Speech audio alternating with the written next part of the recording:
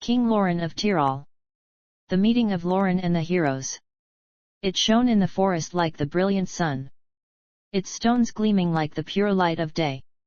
The bridle that rested upon the horse shimmered of pure gold. As the little hero, Laurin, held it in his left hand, there where he found the two princes. The saddle on the horse shone beautifully, made of pure ivory. Light radiated from the saddlebow, from rubies that were exquisite. The ornamentation was rich. He sat in the saddle like a knight. His armor was red as blood. No sword was so fine or good, that with a sharp cut, it could ever have done it harm. His mail shirt was good, tempered in dragon's blood, and cast a pure light like gold. Never yet was a sword so good or fine, that it could have pierced it. So artfully was it woven. Around him a small belt was fastened. Surely it must have held magic power, for it gave him the strength of 12 men. Thus he won victory in all things. He wore a sword at his fine waist, with which he defeated many opponents. It was a palm's width wide. It cut stone and iron, and even steel. The hilt of the sword was of fine gold. Its pommel also cast a pure light, and a jacinth stone sparkled upon it. The sword was worth the value of an entire country. His surcoat was of silk, adorned with wondrous stones, and many ornaments, in 72 rows. This he wore at all times, in storm and in strife. His helmet was of red gold. Upon it from rubies, rosy and clear, radiated many carbuncles. Never was the night so dark, that it did not flame like the light of day. From the radiance resting on the helmet, upon it was even a gold crown, such as God himself might wish to possess. And on the top of the crown, colorful birds chirped, as if they were alive, and one could hear them. It was fashioned in an artistic manner, brought to life by magic power. They saw a shield of gold color, which had never been pierced by lances. Upon it a leopard of gold, as if he too were preparing for battle. It stood as if it were alive, and longed for something more. Laurin rode forth. The princes waited for him. When he came so close, and they saw him clearly, then spoke Sir Dietrich, the brave knight. May God protect our salvation. Sir Dietrich, my dear companion, can this truly be a dwarf? Saint Michael, the wise, riding out from paradise? Then spoke the Prince of Bern, Dietrich. I welcome the angel. Fasten your helmet. I fear it will cause harm to us both. And if this is his plan, then indeed he does well. When he came so close, the princes greeted him first. The princes, nobles, and dignitaries. He greeted them with great anger. Who ordered you, you matchless fools, to dismount on this plain, and to drive your horses to the pasture, to my green meadow, which I have previously protected from many uninvited fools, guarded from many a strife? You must leave me a great pledge. Who invited you here, you donkeys, to trample down all my lovely red roses? Now you are in great trouble. Each of you must leave me as a pledge a left foot and a right hand. Sir Dietrich answered him with noble bearing, knightly. Nay, little man, stop. Leave off your anger. It is not custom to maim princes in their feet or their hands, who easily acquire an abundance in silver and in gold. Truly, in the beautiful month of May, when God gives us summer joy, new roses will bloom anyway. Therefore it is true what I just said. It is not custom to maim princes in their feet or their hands. I have enough wealth and property, that I do not wish to give this pledge. The dwarf answered quickly. I have more gold than all of you together. Interrupted little Laurin. What kind of princes are you? And if you were truly noble, you would not have behaved ignobly today. When you drew out to destroy, and to crush so utterly, my rose garden, and the green vegetation. You trampled in the field. Even though I never harmed you. If I had ever harmed you, you would have challenged me to discord and fight, and called me to battle. That would have been the princely way.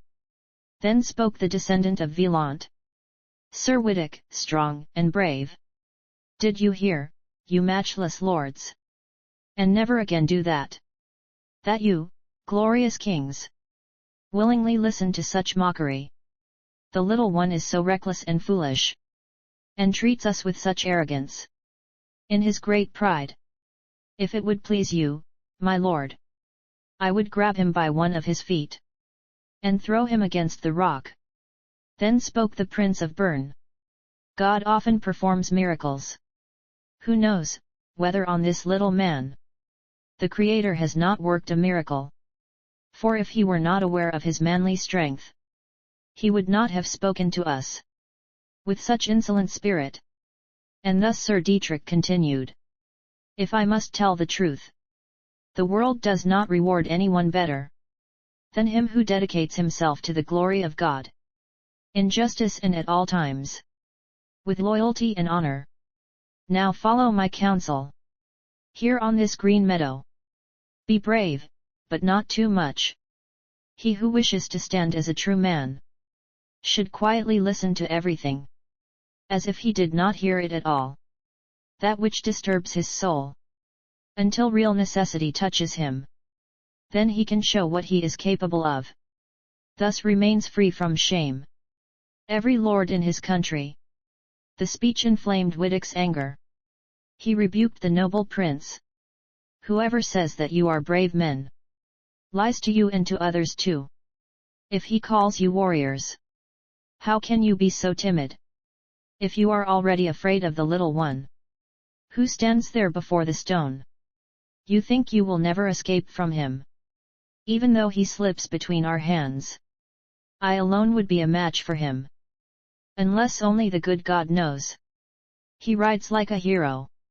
And he also said, I will take up the fight with him just as well as you. Then spoke little Laurin. Sir Wittick, you do wrong. You surely wish for the devil himself. But before it is revealed who is the brave man, you two come against me. I am prepared for you separately as well. Now strap on your swords. And if you find it good and wise, the straps on the buckle too. A duel must take place between us, which even an emperor would gladly see. Sir Wittick, the brave man, descended to the green meadow. Note, the narrative continues in the provided text with the account of the duel and the subsequent intervention of the other knights. I rode incessantly to the chain, where I found the beautiful maiden. She stepped out of the mountain gate, like the moon in a chorus of stars. She is called Semilde. I grasped her white hand, placed my small circlet upon her, took her onto my horse, and abducted her by force. Neither woman nor man saw us. I took her to my mountain, where many a dwarf serves her, and many a dwarf woman, gentle and refined, adorned with gold and precious stones. And it is true what I wish to say. I possess as much wealth as all the kings of the world combined.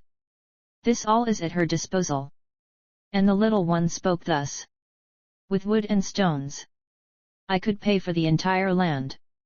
And even then, I would have collateral. Believe me, for it is the truth. Enough for many more kingdoms. So that no one should call me a poor man. All this is subjected to her. And the little dwarf also said, Semilde, your noble sister. She is still a pure maiden. I have told you the truth. Then spoke Dietrich, the brave. I am glad that for your sake I staked my courage. Now show me the noble sister. And if I see that you have concealed nothing, and have only said what is true, then let her stand before everyone. What is true, we shall let you know, said the little Laurin quickly. But now, let us be comrades. And Hildebrand, the wise man, called his lord aside. He said, Dear lord, you must become Dietrich's comrade. He is a strong and steadfast man, who never forsakes loyalty. He will help you against everyone. This I advise you, glorious knight. Lord Dietrich gave his answer. With noble bearing, chivalrously. He said, My dear master, whatever you advise, so be it. Later, Hildebrand went to the place where he found Dietrich. Now listen to me, noble knight. It will be for your eternal honor. Know without any deceit. If Dietrich is your comrade, to whom many a warrior is subjected, I cannot offer you anything better. Then spoke Dietrich, the brave. I do not want to think for long. I have understood the message well. If he allows the dwarf to receive mercy, Laurin, my little brother-in-law, I will gladly be his comrade. Then spoke Master Hildebrand, the hero of the gardens, as he was wisely called. May this be promised to you, let us shake hands. We must all be comrades. Dietrich and Dietrich then swore an oath against everyone, that they would be faithful comrades. Their oath was a heavy burden, and Laurin, the little dwarf, had to join them in the oath of loyalty, as if he were as tall and great as they. Dietrich gave him his protection, though it did not please Dietrich. He feared that he would get into trouble again. Then spoke Laurin, the little hero. Well, now that we all agree, let me place ourselves at your service, together with my people and my treasures. Come with me into my mountain. Many a dwarf shall serve you, and many a dwarf woman, gentle and refined, adorned with gold and precious stones. You shall find much amusement there, in song and marvelous music.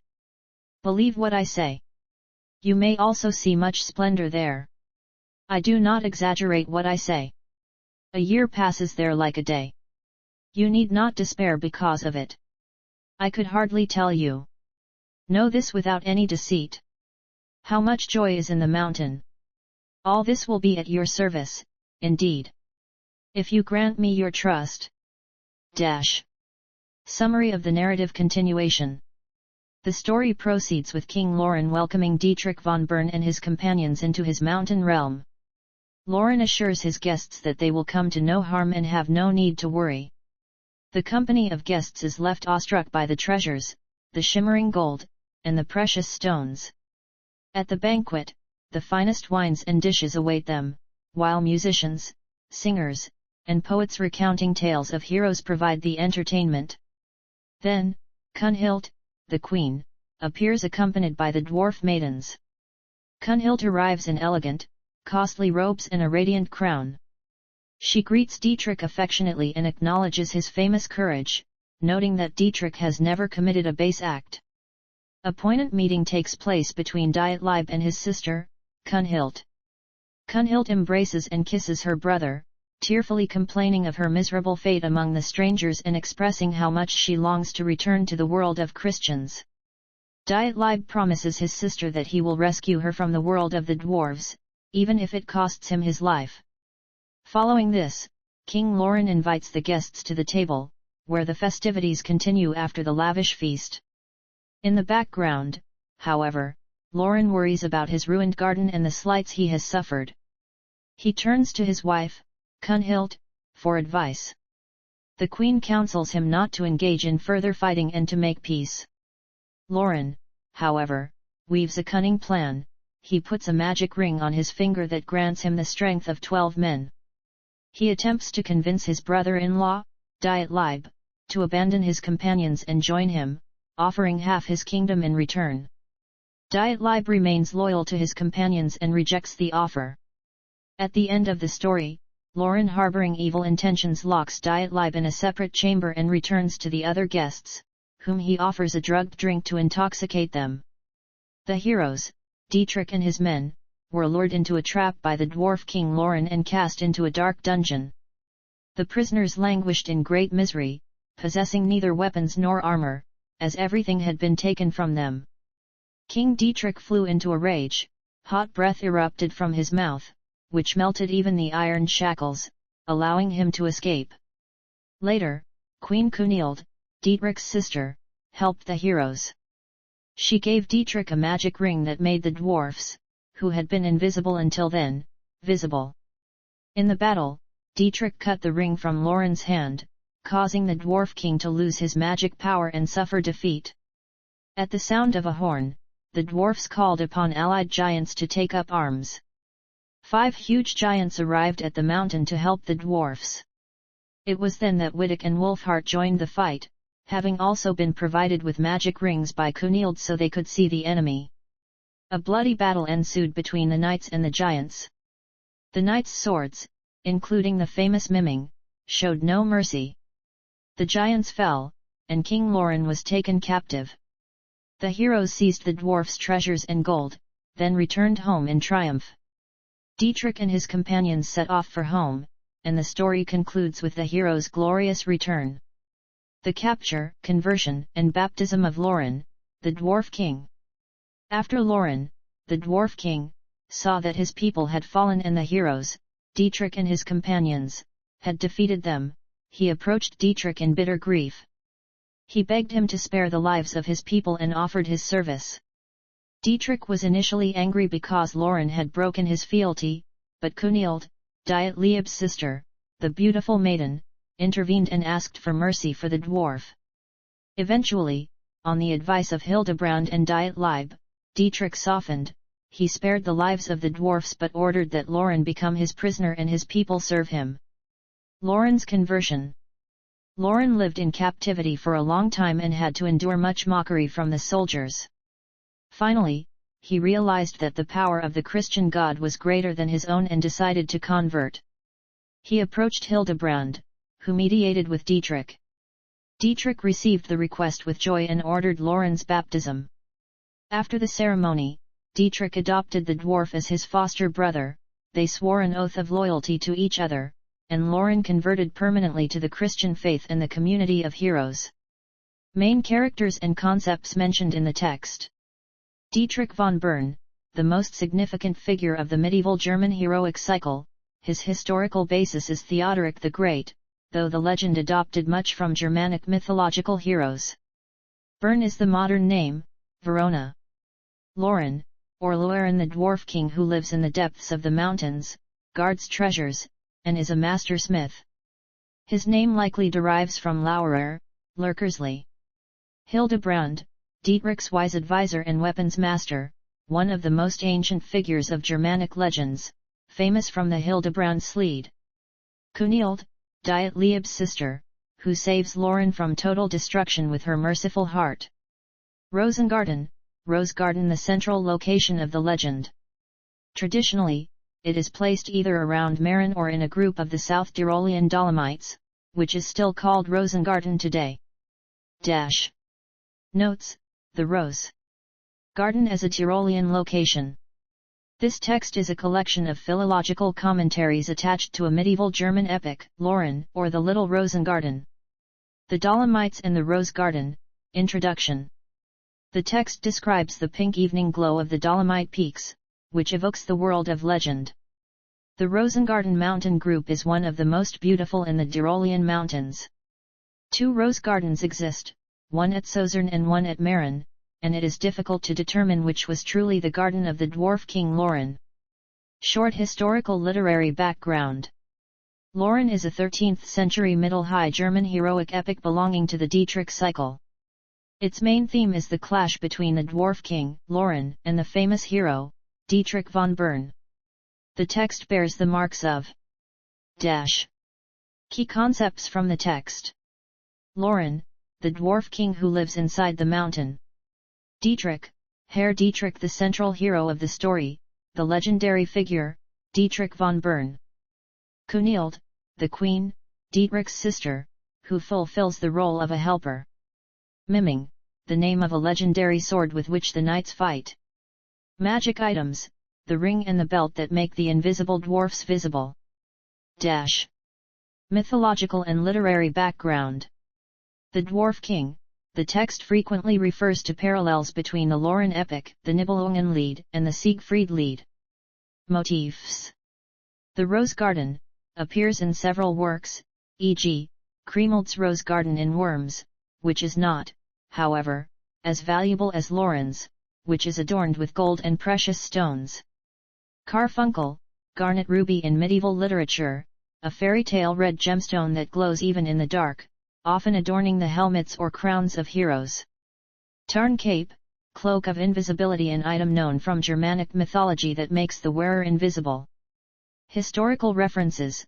The text addresses the popular contemporary hypothesis that the descendants of the unmixed Goths live in the Sarntal near Marin and that the place name Golsensa also points to this. Heroic deeds and combat style. Duel. Joust describes the rules of chivalric tournaments. The goal is to unhorse the opponent with a lance, then continue the fight with swords, and finally with wrestling. Dietrich and Laurin's fight. Dietrich von Bern, is the model of patience and chivalry, in contrast to Laurin's rage. The descriptions draw parallels with Siegfried's fight against dwarfs giants. Weapons. Mentions famous swords, Nagelring and Miming, which are often treated in legends as living beings and sometimes even spoken to. Cultural and philological notes. Purpose of the text. The notes reveal that the epic was originally intended for wandering minstrels, Spialut, who made a living from it, which is why the text contains references addressing the performers. Manuscripts. The concluding note, Schlussbemerkung, lists various medieval manuscripts, e.g., Copenhagen, Vienna, Zeitz manuscripts, which are of varying lengths, and highlights that the end of the story, Laurin's baptism, does not appear the same way in all sources. The text names manuscripts held in the following archives. Copenhagen manuscript, the appendix titled Laurin's baptism is found here. Vienna manuscripts, 2. One contains the ending according to the younger text. The other breaks off at verse 1599. Zeitz Cathedral chapter manuscript. This version shortens the work to 1190 verses and contains lines 1599-1602. Pommersfelden manuscript, contains 1570 verses, breaks off at verse 1606. Regensburg City Library manuscript, contains 1428 verses, breaks off at verse 1606. Munich Royal Library manuscript, a very incomplete fragment. Frankfurt City Library manuscript, contains the work in a shortened version of 835 verses. The text mentions other epics and sources with which Laurin is connected or which contain parallels. Simrock, Das Klein Heldenbuch, a frequently cited edition collection from which the author takes the Little Rosengarten motifs and Siegfried parallels. Simrock, Das Nibelungenlied, the Nibelungenlied as a basis for comparison. Kriemhild's Rosengarten, mention of another, large version of the story. Lied vom Herrn Siegfried, Song of the Horny Siegfried. The text frequently refers to it as a parallel when describing the battles between dwarf kings and heroes. Gold Mr, a fragmentarily preserved song also categorized under the cycle of dwarf kings. Eckenlied, one of the sources for the story of Dietrich von Bern. Cite Rolf und Diet Lieb, an epic connected to the characters of Laurin. Lichtenberg Castle, Vinchgau, a 15th century wall painting found in the ruins of the castle, which depicts scenes from Laurin, based on Engerl's research. Chivalric culture, mystical mountain realms, and courtly epic poetry. The excerpt above well illustrates the duality characteristic of the literature of this era, the tension between chivalric courtesy and the magical, often treacherous world of the dwarfs.